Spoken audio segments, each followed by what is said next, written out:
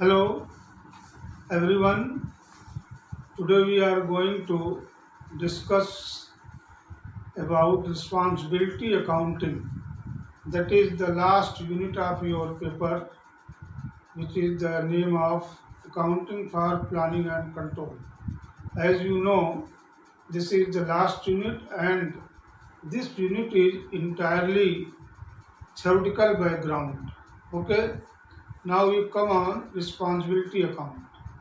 Responsibility accounting, any business organization operated by business or managerial executives on different levels, तो वो जो उनके द्वारा business activities on different levels, either are top management level or middle management level or lower middle management level जो activities की जाती हैं उसमें एक रिस्पॉन्सिबिलिटी का होना बहुत ज़रूरी है।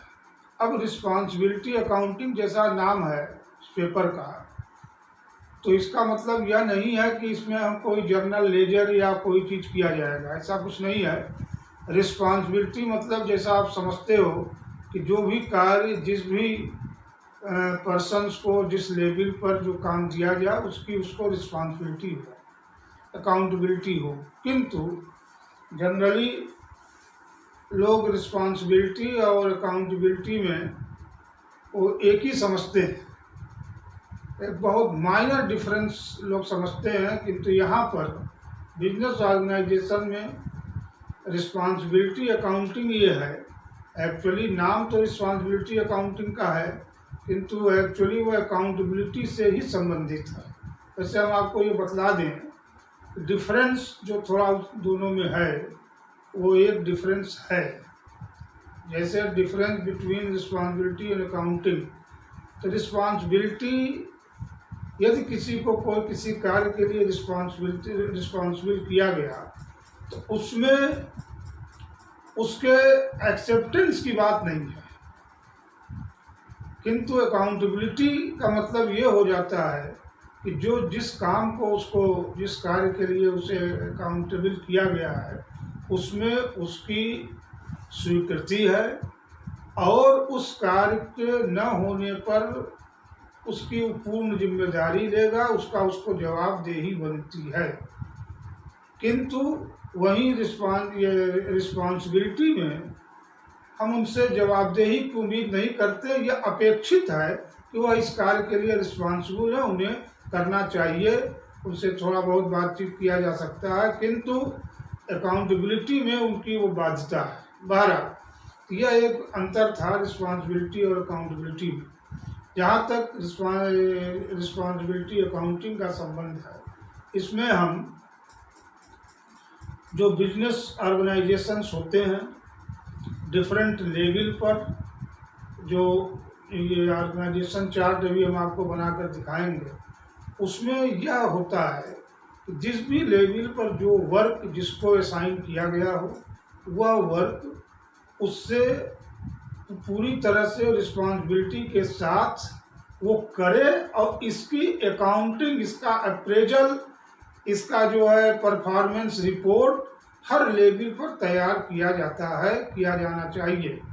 इसके लिए होता ये है कि work according to man, work is according to man.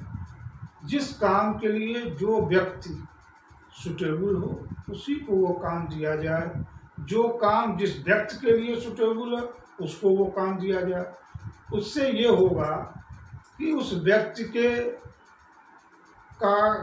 Output को, हम इनपुट को ज़्यादा अच्छे से प्रभावी तरीके से उस कार्य को हम कर पाएंगे, नंबर एक। नंबर दो,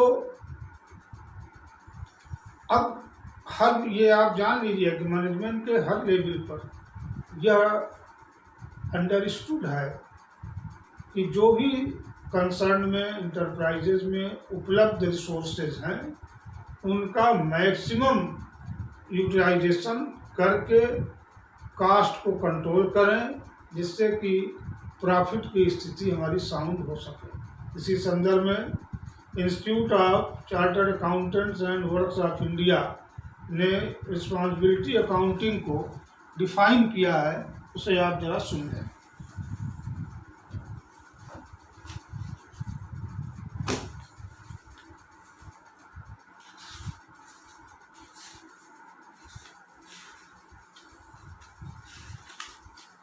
Now, this definition has been given by the Institute of Cost and Works Accountant of India. ध्यान से सुनिए। Responsibility accounting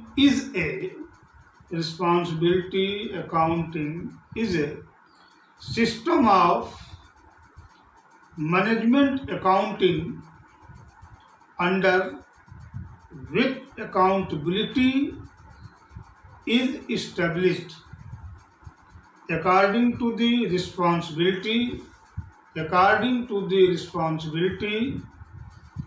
delegated to various levels of management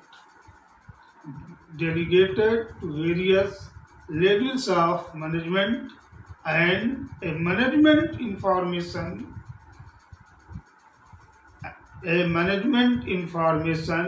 and reporting system instituted to give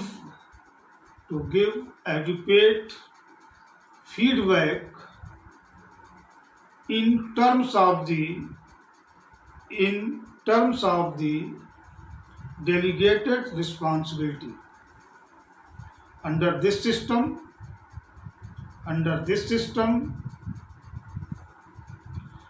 divisions or units of an organization under a specified authority in a person are developed as responsibility centers and evaluated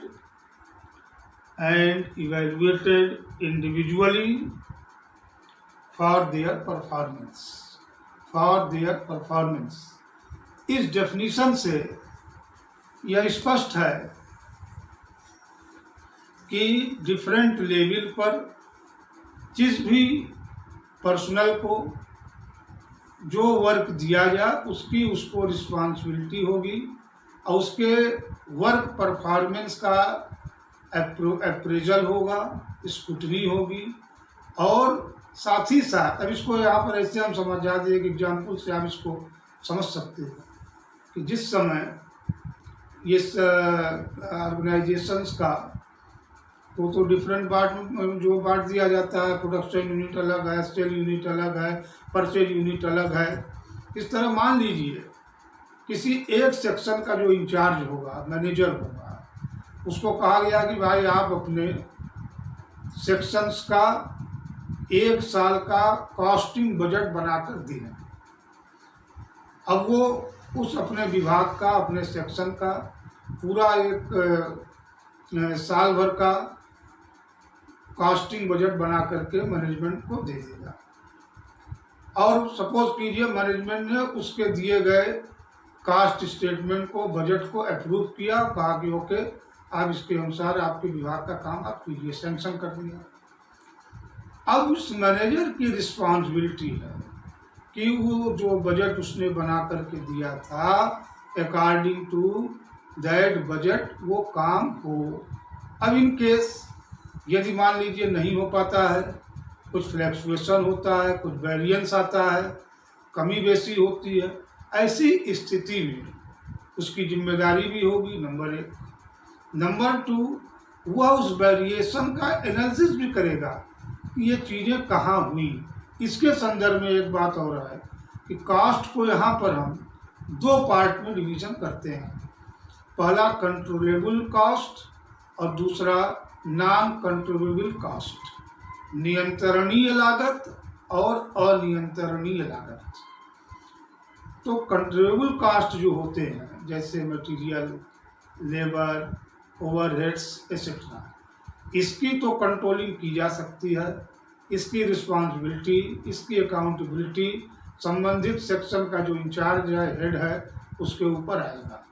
किंतु जो uncontrollable cost हैं वह management भी जानता है कि ये uncontrollable है, इस पर किसी का कंट्रोल नहीं है।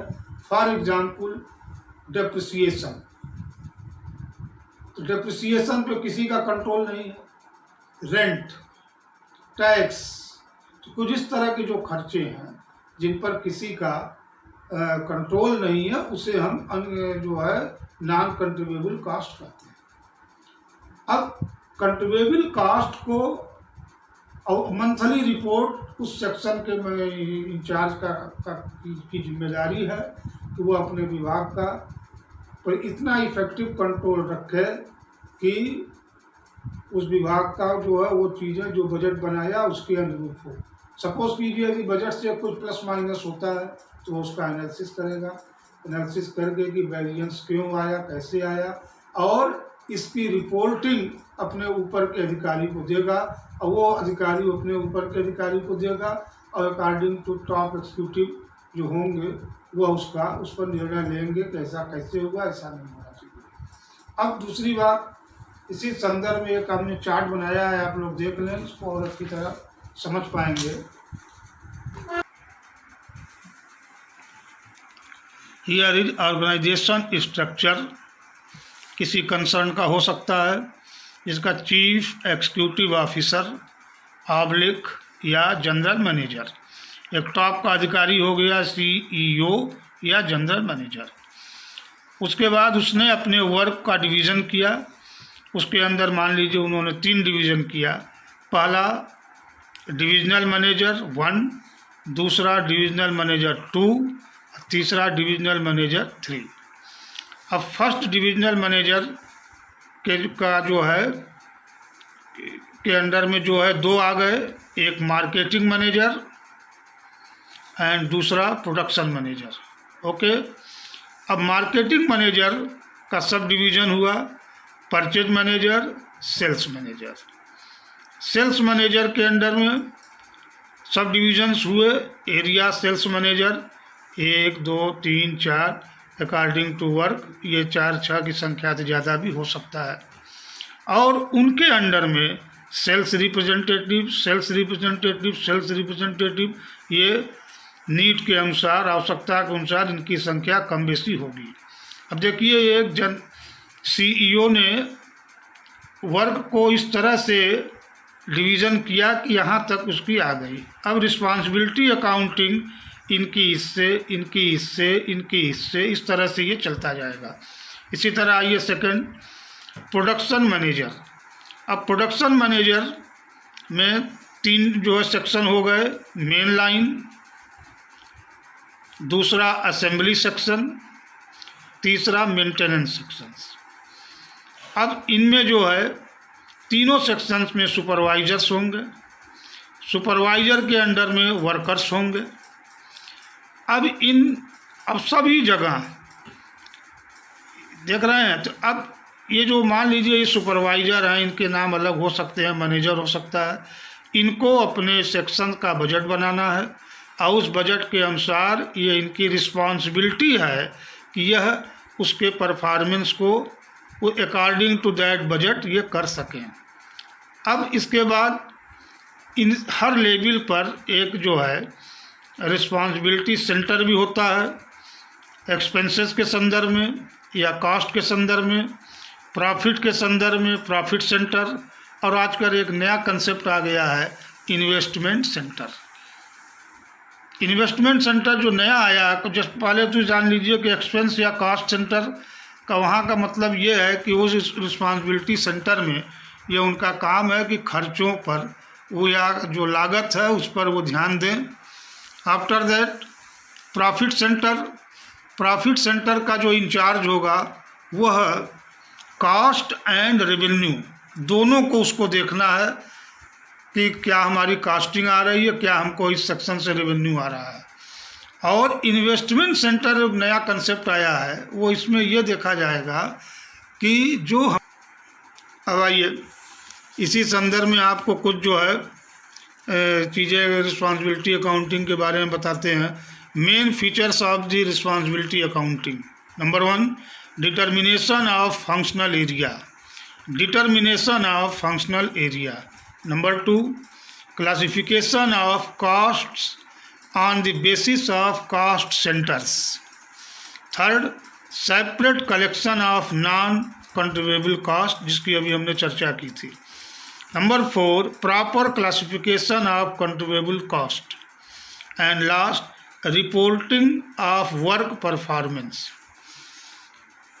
अब रिपोर्टिंग ऑफ वर्क परफॉर्मेंस में ये जो एक प्रोफार्मा आपके सामने है, जो संबंधित सेक्शन इंचार्ज होगा, मैनेजर होगा, वो मंथली हर मंथ अपने टॉप लेवल के ऑफिसर को परफॉर्मेंस रिपोर्ट प्रेषित करेगा, भेजेगा, जिसका कि प्रोफार्मा इस रूप में आपके सामने है।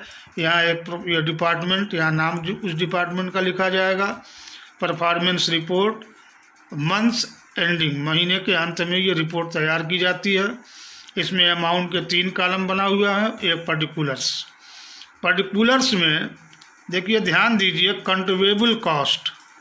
तो कंट्रीब्यूएबल कॉस्ट में एक्चुअल जितना बजटेड था, एक्चुअल जितना हुआ, दूसरा बजट माने जितना बजटेड हमने पहले अनुमान लगाया था, बजट इसके बारे में बनाया था, और ये वेरिएंस प्लस या माइनस किसी एक में हो सकता है।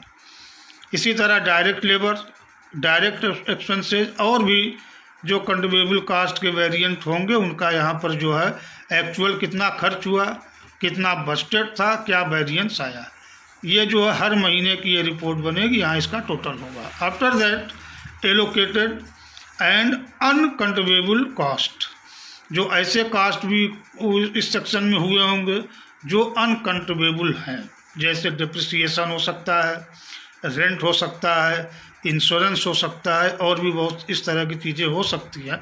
उनका भी आपको रिपोर्ट में मंथली आपको भेज देना है। इस तरह से रिस्पॉन्सिबिलिटी अकाउंटिंग का ये सिस्टम होता है। इस पर परीक्षा में न्यूमेरिकल नहीं आता, इसलिए हम इस पर न्यूमेरिकल नहीं कराना उचित समझते हैं। मेन फीचर्स आपको हमने बता दिया कि determination of functional area. Functional area का पहले निर्धारण किया जाएगा इस चार्ट के अनुसार, जैसे कि main line, service line, maintenance lines, production line, और हर सेक्शंस का अपना अपना जो फंक्शन होगा उसके अनुसार वो बजट बनेगा। दूसरा, फिर उसी के अनुसार classification of costs on the basis of cost centres, जो है उसका कास्ट खर्चों का क्लासिफिकेशन होगा कास्ट सेंटर के हिसाब से। After that separate collection of non controllable cost. After that proper classification of controllable cost. यहाँ इस बात को ध्यान रखिए कि कंट्रीब्यूएबल, देखिए इसमें एक बात को ध्यान रखिए कि रिस्पॉन्सिबिलिटी अकाउंटिंग में ज़्यादा इम्फेसिस कंट्रीब्यूएबल कॉस्ट के संदर्भ में किया जाता है। अनकंट्रीब्यूएबल कॉस्ट, जिस पे किसी का कंट्रोल नहीं है, यह बात को मैनेजर भी जानते हैं, जनरल मैनेजर भी जानते हैं, ऊपर के भी अधिकारी जानते हैं, तो वो तो होना है। उसका तो एक्सपेक्टेशन मैनेजमेंट अपने एस्टिमेट में लगा ही लेता है। हम लोगों की ड्यूटी है कि हम उसको कंट्रीब्यूएबल कॉस्ट का इफेक्टिव तरीके से उसको हम कंट्रोल करें और बेस्ट जो है परफॉर्मेंस अप्रेजल करें, जो जिसके इसलिए पहले कहा गया इसका मेन थीम ही है work according to man, man according to work. Okay.